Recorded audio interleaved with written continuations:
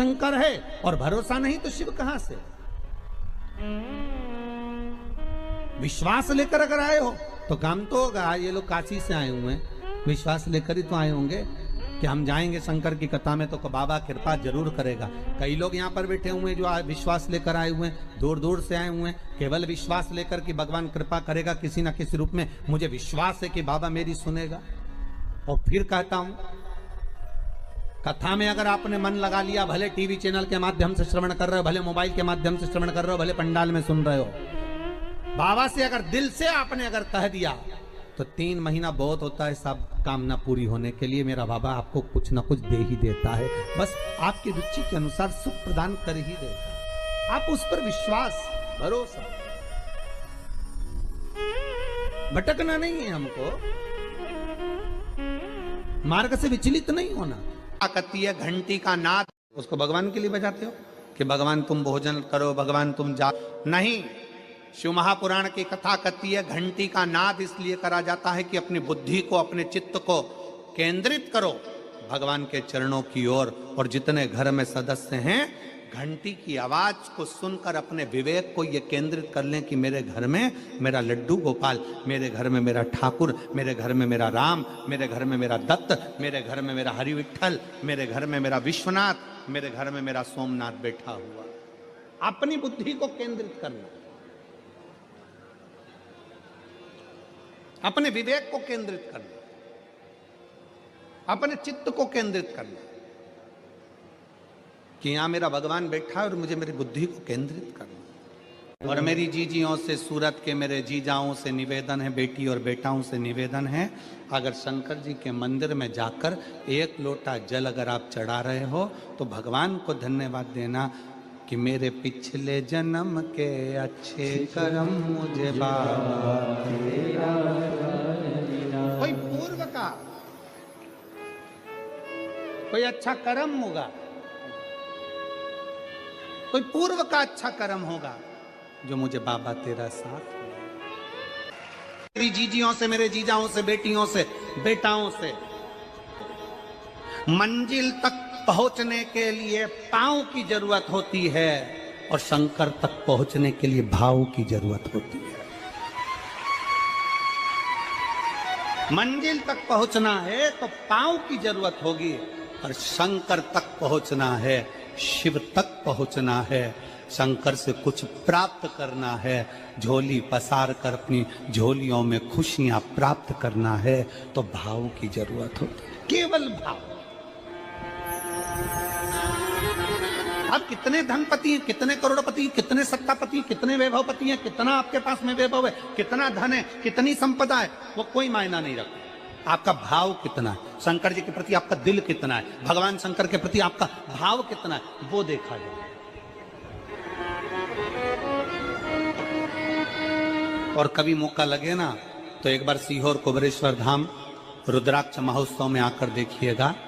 हीरे की चूड़ियां पहनने वाली मेरी जीजियां, जिनके घर में 10-10 नौकर काम करते हैं, वो भी कुबेरेश्वर धाम में बर्तन मांजने की सेवा करती हैं, आकर सेवा में लगी रहती हैं, भोजन बनाने की सेवा करती हैं। जिनके घर में 10 नौकर लगे हैं वो कुबेरेश्वर धाम में आकर बाबा की सेवा में लगती हैं। उनसे पूछो कि तुम क्यों सेवा करती हो, उनसे पूछो कि तुम यहाँ आकर क्यों करती हो सेवा, तो वो कहती हैं हम साल में एक बार बाबा के धाम आते हैं और कुबेरेश्वर बाबा के यहाँ आकर सेवा कर कर जाते हैं। साल भर कुबेर भंडारी इतना देता है कि हमारी सेवा के लिए 10 नौकर लाकर खड़ा कर देता है। ये उसकी कृपा, ये उसकी उदारता, ये उसकी दया। शंकर भगवान ने पूछा कौन सा रूप, तो कि जो मैं बचपन में भजती थी, जो मैं बचपन में भजती थी, जिसको मैंने बचपन में दर्शन किए हैं। छोटा सा शिवलिंग,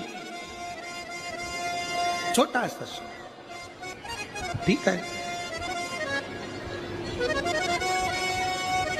छोटा सा शिवलिंग का रूप शंकर भगवान रखने को तैयार है, ठीक है। शिवजी ने पूछा कि मुझे उठाएगा कौन। पार्वती जी मुस्कुरा कर कहती हैं, सुनो भोलेनाथ, आप अगर अपने असली स्वरूप में बैठते हो ना तो दुनिया का कोई तुम्हें तिल भर नहीं हिला सकता। पर जब तुम छोटे से शिवलिंग के स्वरूप में हो जाते हो तो कोई बच्चा भी तुम्हें गोदी में ले लेता है, क्योंकि वो आपको भोला मानता है, वो आपको भोला मानता है, वो आपको भोला समझता है, सरल सहज।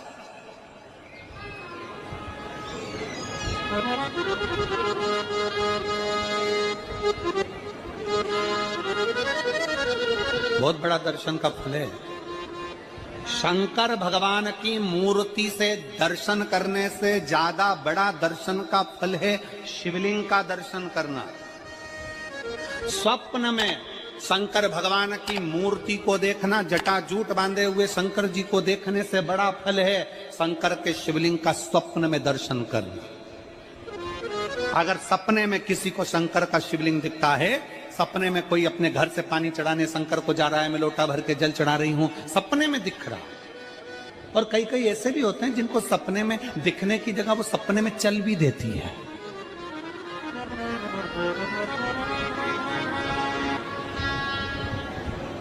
महाराष्ट्र में कथा थी तो वहां एक पत्र आया था, एक भाई ने लिखा था, मेरी पत्नी से मैं बहुत परेशान हो गया हूं।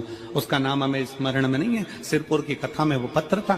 तो उसने लिखा, मैं अपनी पत्नी से परेशान हो गया हूं। तो उससे हमने एकांत में बुलाकर पूछा, भाई ऐसा क्या हो गया, बता तू क्या हुआ। उसका फोन नंबर था, उसको फोन लगवाया, पूछा क्यों परेशान हो गया। उसने कहा, मेरी पत्नी रात को चिल्लाती है, बोल बम का नारा है बाबा एक साथ, कभी कभी सपने में बैठकर चिल्लाती रहती है, ऐसे बैठ जाएगी और चिल्लाएगी, श्री शिवाय नमस्तुभ्यं, श्री शिवाय नमस्तुभ्यं। और तो और यहाँ तक तो चल जाता है गुरुजी, पर इससे आगे नहीं चल पाता है। हमने पूछा इससे आगे क्या। नींद में रसोई घर में जाना चाहिए, बाजू में बोतल रख के सोती है ना पानी पीने की, वो ही बाटल उठ के मेरे को शंकर जी समझ के उंडेल देती है। दिक्कत है नजदीक तक, यहां तक भी चल जाएगा कि श्री शिवाय नमस्तुभ्यं जप है, और ये भी चल जाएगा कि बोल बम का नारा है और बाबा है, पर ये नहीं चलेगा कि वो पानी की बोतल ठंड में मेरे ऊपर डाल दे उंडेल के लिए। हमने कहा तू कल अपनी धर्म पत्नी को लेकर आना। उसकी पत्नी आई, आंखों से उसके नीर बह रहा था, जल, आंखों से जल बह रहा था। जैसे आज गाड़ी चलाकर लेकर आने वाले जो भाई थे, अब कमल जी आपने किसको भेजा था हमें नहीं मालूम, जो गाड़ी चलाकर आज लेकर आए थे हमको लेकर, उनकी आंखों में जल भरा हुआ था। वो कह रहे थे जब पहले गुड़ियारी में कथा थी, सबसे आखिरी में बैठकर कथा सुनी थी, एक विनती करी थी बाबा से कि बाबा बस ऐसा कर देना। दूसरी कथा मैंने रायपुर के पास में जब हुई अमलेश्वर में, तब कथा के मध्य में बीच पंडाल में बीच में बैठकर सुनी थी। फिर वहां भी बाबा से एक विनती करी थी, और आज मेरे बाबा ने ऐसी कृपा कर दी कि आपके नजदीक में बैठकर गाड़ी चलाकर यहाँ तक पहुंचा।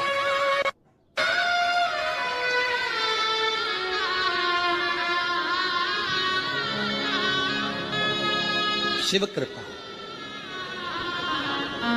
गाड़ी चलाते चलाते उनकी आंख में जल था, तो हमने उस दीदी से पूछा, जीजी तुम रो क्यों रही हो, ये बताओ रोने का कारण क्या है।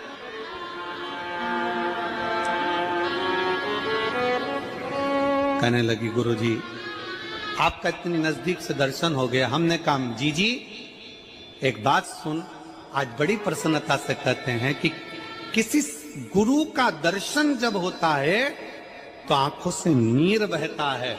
भगवान से प्रार्थना करना कि एक बार उसका दर्शन हो जाए तो हमारी जिंदगी उसकी हो जाए, उसका दीदार। कितनी आतुरता थी मेरे राम जी की। राम जी ने शिवलिंग की स्थापना जब रामेश्वर में करी, उसके पहले राम जी ने हनुमान जी से कहा, जाकर कैलाश पे से शिवलिंग लेकर आओ। रामचरितमानस का स्मरण करिएगा, जाओ कैलाश पर से शिवलिंग लेकर आ, मुझे यहाँ पर पूजन करना है। राम जी ने हनुमान को शिवलिंग लेने भेज दिया। रामेश्वर धाम में राम जी इंतजार कर रहे थे, तभी हनुमान जी तो गए थे शिवलिंग लेने के लिए और मां जानकी ने शिवलिंग का निर्माण कर दिया। राम जी ने शिवलिंग का निर्माण कर दिया, जानकी जी ने शिवलिंग का निर्माण कर दिया। मतलब शिव जी को प्राप्त करने के लिए क्षण की भी देरी नहीं करना चाहिए। तुरंत हनुमान जी शिवलिंग लेकर आए, हनुमान जी की आंख में जल। हनुमान जी बोले प्रभु, हनुमान जी बोले नाथ, मेरे को शिवलिंग लेने भेजा था और मैं शिवलिंग लेकर आया, उससे पहले आपने रामेश्वर धाम की स्थापना कर दी। अब मेरे शिवलिंग का क्या होगा जो मैं लेकर आया? राम जी मुस्कुराकर बोले, रे हनुमान, शंकर के शिवलिंग के पूजन में तो देरी करना ही नहीं चाहिए। जैसा बन जाए वैसा बना लो, जैसी पूजन हो जाए वैसी कर लो, जैसी आराधना हो जाए वैसी कर लो। तो मेरे शिवलिंग का क्या होगा? राम जी ने कहा, चिंता मत करो हनुमान, इस शिवलिंग को मैं ले जाकर स्थापित करता हूं। एक शिवलिंग हनुमान जी महाराज का स्थापित करा, एक शिवलिंग सीता जी के हाथ का राम जी ने स्थापित करा। जो सीता जी के हाथ का स्थापित करा वो रामेश्वर शिवलिंग हुआ, और जो हनुमान जी के हाथ का स्थापित किया वो हनुमतेश्वर शिवलिंग हुआ, जो आज भी रामेश्वर में विराजमान। भगवान राम जी ने कहा, सुनो हनुमान, जो रामेश्वर का दर्शन करने के लिए आएगा, रामेश्वर बाबा पर जल चढ़ाएगा, गंगोत्री से जल लेकर यहाँ पहुंचेगा, और गंगा जल जब वो रामेश्वर भगवान को चढ़ाएगा, रामेश्वर भगवान को चढ़ाया हुआ बड़े भाव से थोड़ा सा जल जब तक वो हनुमतेश्वर को नहीं चढ़ाएगा, तब तक उसके 12 ज्योतिर्लिंग की यात्रा पूर्ण नहीं होगी। हनुमतेश्वर ज्योतिर्लिंग पर भी शिवलिंग का रूप धारण करे शंकर जी विराजमान। भगवान के स्वरूप से बड़ा शिवलिंग, और जितना पूजन का मौका मिल जाए, कोई कह दे ना, हमसे कोई कह दे किसी के यहाँ जाओ और कोई कह दे कि गुरुजी हमारे घर के मंदिर का दर्शन करिए, सबसे बड़ी खुशी हमारे जीवन की। ऐसा लगता है अंदर फुलझड़ियां फूट गई, उसमें भगवान शंकर का दर्शन होगा, उसमें लाडले ठाकुर का दर्शन होगा, उसमें उनकी कुल देवी का दर्शन होगा, उसमें देवता का दर्शन होगा। परिवार से मिलेंगे बाद में, पहले मिलो अंदर विराजमान शिव से। कई बच्चे गले में रुद्राक्ष पहने रहते हैं ना, कई बच्चे, कई बेटियां, कई माताएं अपने गले में रुद्राक्ष पहनी रहती हैं। कई मेरे भाई अपने गले में रुद्राक्ष पहने रहते हैं, और बच्चे के गले में जब रुद्राक्ष का दर्शन होता है तो ऐसा लगता है कि शंकर इसके साथ कदम से कदम मिलाकर चल रहा है। पहले हम उस रुद्राक्ष को नमन करते हैं। जिसके गले में रुद्राक्ष होता है पहले हम उसको नमन करते हैं, क्योंकि उसके गले में शंकर स्वयं विराजमान है, शिव उसके साथ चल रहा है। में शंकर स्वयं विराजमान है, शिव उसके साथ चल रहा।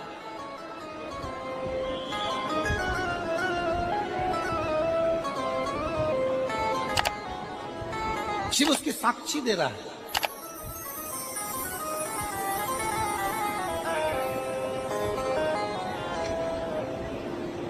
शंकर कृपा करने वाला, दयालु, दातार, उसकी उदारता, उसकी करुणा। एक पत्र है,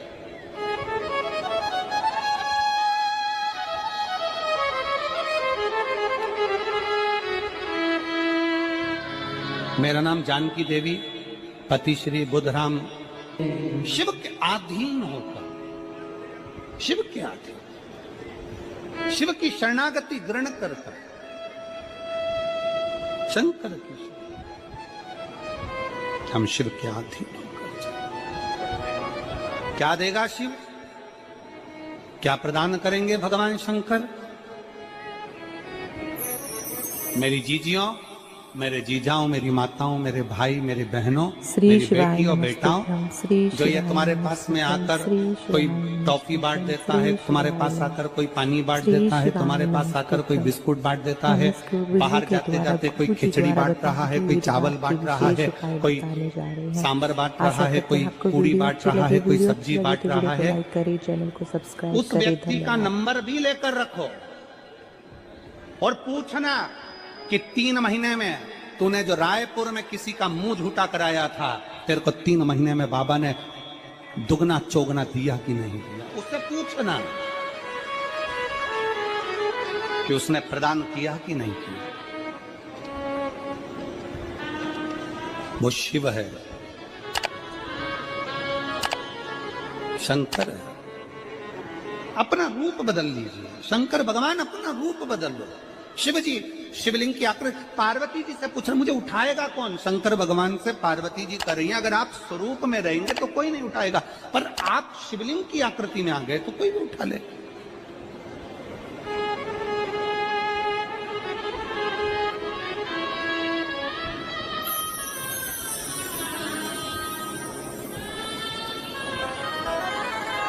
अपने बाप के घर, अपने पिता के घर, अपने पिता के घर